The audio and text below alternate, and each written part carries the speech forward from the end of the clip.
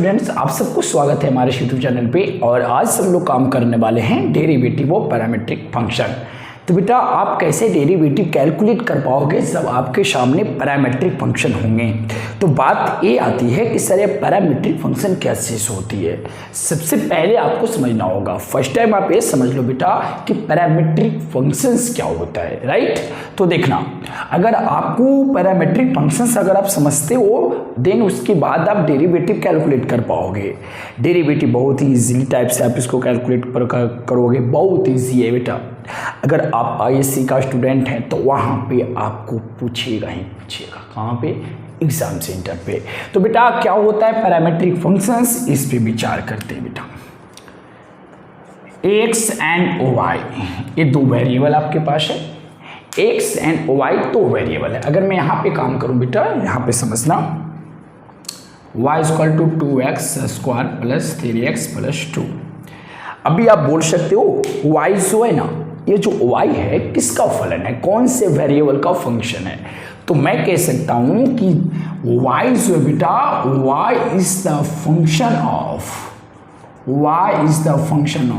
x because value of y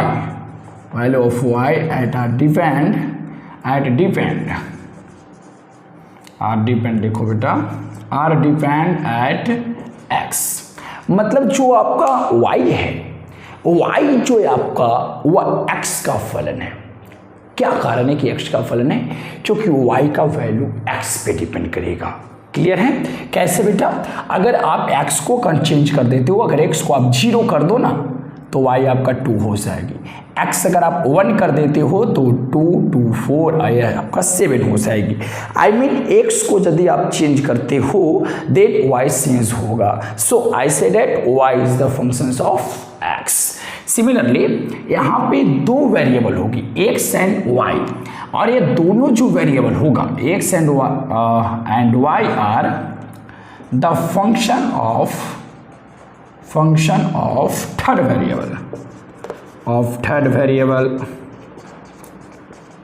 variable t या थीटा। अभी जो t और या थीटा जो होगा उसको आप क्या बोलोगे, t और थीटा को आप पैरामीटर बोलोगे। बात के पकड़िएगा, x और y दो वेरिएबल आपके सामने प्रेजेंट होंगे बेटा। जैसे आपका y वेरिएबल था, y x का फलन था ना, सिमिलरली x और y दो आपके सामने वेरिएबल प्रेजेंट होंगे। a वेरिएबल t का फंक्शन होगा, देन a भी t का ही फंक्शन होगा। ये t का जब फंक्शन होगा इसका मतलब है कि इसका जो वैल्यू है वो t पे डिपेंड करेगा, और इसका भी वैल्यू किस पे डिपेंड करेगा, t पे, because this is function of t। तो जब a भी t का ही फलन है बेटा तो इसका भी वैल्यू t पे डिपेंड करेगा, और जब x भी t का फलन है तो इसका भी वैल्यू t पे डिपेंड करेगा। अगर t नहीं है तो थीटा हो सकता है वहाँ पे। तो आपके सामने कुछ ऐसा ही क्वेश्चन आने वाला है। तो आप देखो, मैं आप एक एग्जाम्पल के साथ आप लोग को बताने का काम करता हूँ। एग्जाम्पल कुछ इस प्रकार है बेटा, x बराबर a इंटू, आपके बुक से एग्जाम्पल है theta minus sine theta, and y equal to आपका एग्जाम्पल है चला a और 1 माइनस कॉस थीटा। अब आप कंसीडर करो, आप विचार करो। अब यहां से मैं आपसे पूछ दिया कि बेटा बताओ dy बाई dx क्या होगा।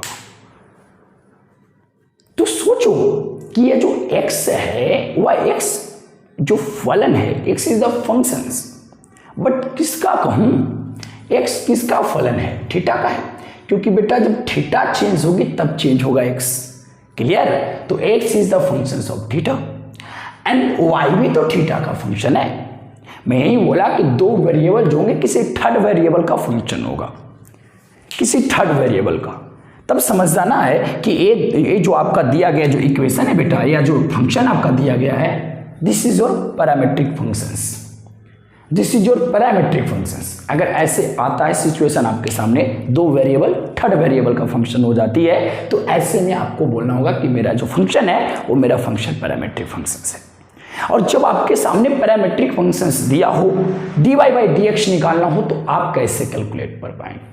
मतलब यहां से अब इस क्वेश्चन को आप dy बटा dx निकालो, मतलब इसको आप डिफरेंशिएट करो, तो कैसे करोगे मैं तुरंत बता रहा हूं बेटा, इसको आप सब जल्दी स्क्रीनशॉट कर लो।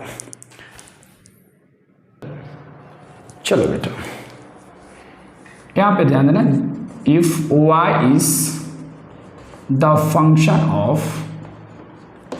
Of x, then you can write y equal to f of x। आप ऐसे लिखते हो ना, यदि y x का फंक्शन हो बेटा तो आप ऐसे लिख सकते हो। सिमिलरली यहाँ पे आओ, since x is the function of t, then I can write, मैं इसको लिख देता हूँ बेटा x equal to G of T. क्या गलत किया? एंड x इज और है, ये जो वेरिएबल y है, y भी, y is the function of t, then you can write, I can write y equal to S of T, मतलब लिख सकते हो आप। क्लियर? अब आपके सामने x t का फलन है, y भी t का फलन है ना बेटा। अब आपको dy बाई dx निकालना है। बहुत काम का चीज है, बहुत काम का चीज।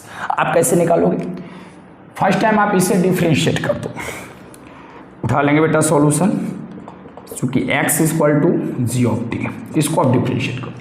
तो जब आप डिफ्रेंशिएट करोगे, तो जब किसी फंक्शन को डिफ्रेंशिएट करते हैं बेटा, तो आप किस वेरिएबल के विथ रिस्पेक्ट डिफ्रेंशिएट करते हो, किसके सापेक्ष करते हो, जिसका वो फलन होता है। y यहाँ पे x का फलन है, y is the function of x, तब y को जब हम लोग डिफ्रेंशिएट करेंगे तो विथ रिस्पेक्ट x करेंगे।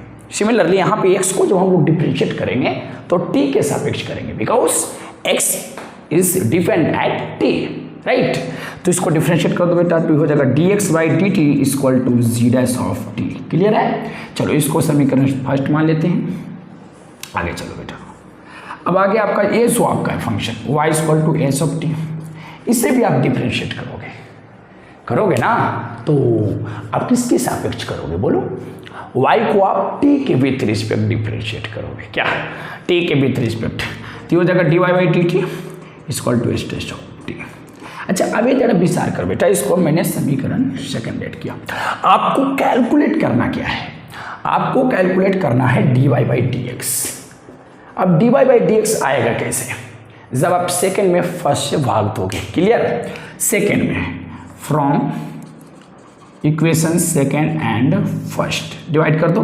तो जैसे ही बेटा dy by d T, this is your second equation का LHS है आपका, और ये आपका dx बाई डी टी मैंने कर दिया इक्वल टू बेटा h dash of t upon g dash of t, d t cancel हो गया। अब आगे आपको d y by d x बराबर एस डैश ऑफ टी बटा जी डैश ऑफ टी हो गया। ये है कॉन्सेप्ट, ये है थ्योरी, ऐसे करेंगे सॉल्व, ये फंडा। बात समझ में आ रही है? हाँ, तो अब हम लोग क्वेश्चंस को देखेंगे, एग्जाम्पल को देखेंगे। एक बेटा और चीज़, पेशेंस रखना होगा, सब्र करना होगा, समझें। जब तक पेशेंस नहीं रखते हो तब तक काम नहीं बनेगा। क्लियर है? आप कमेंट करो कि हाँ सर यहाँ पे हमको ना मज़ा दे रहा है और यहाँ पे हमें एरर कुछ दिखाई दे रहा है। सर जहाँ भी एरर हो आप कमेंट करो कि सर इसको इस टाइप से दिया जाए, ऐसे किया जाए, बताओगे बेटा? चलो आप इसको स्क्रीनशॉट कर लो, मैं एक एग्जाम्पल ले लेता हूँ और उस एग्जाम्पल से आपको बताने का काम करता हूँ।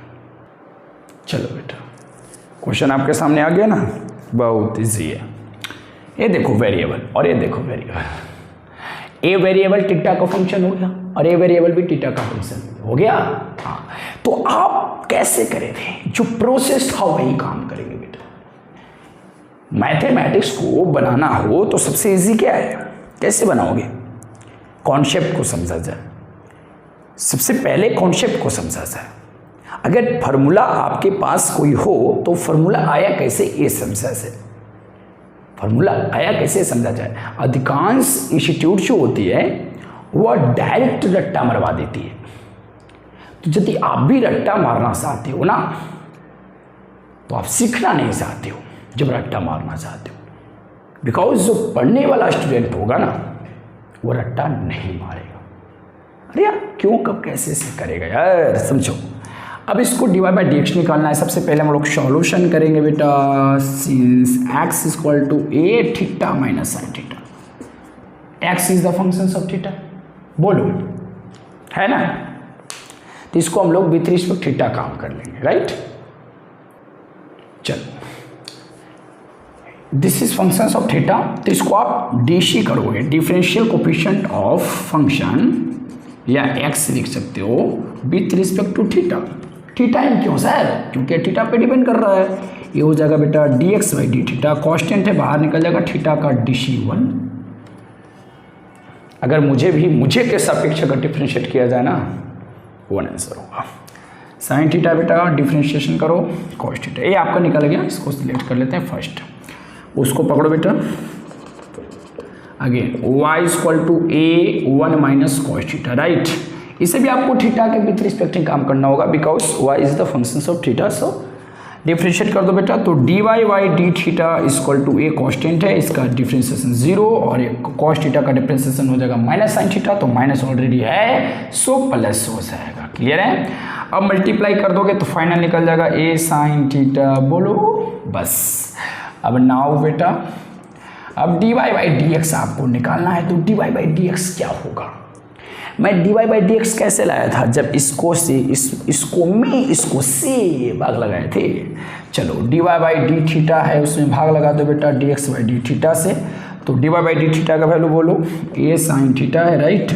और इसका वैल्यू बेटा मजाक कर रहा है ना, a 1 minus cos theta, cut गया। अभी भी आंसर आप लोग को नहीं मिला होगा, क्योंकि साइन थीटा का फॉर्मूला आप क्लास 11 में पढ़े थे, 2 साइन थीटा बटा 2 into cos theta by 2 upon इसका फॉर्मूला होता है 2 साइन स्क्वायर थीटा बाई 2। पढ़े थे तो ठीक है, नहीं पढ़ा था तो बेटा गया।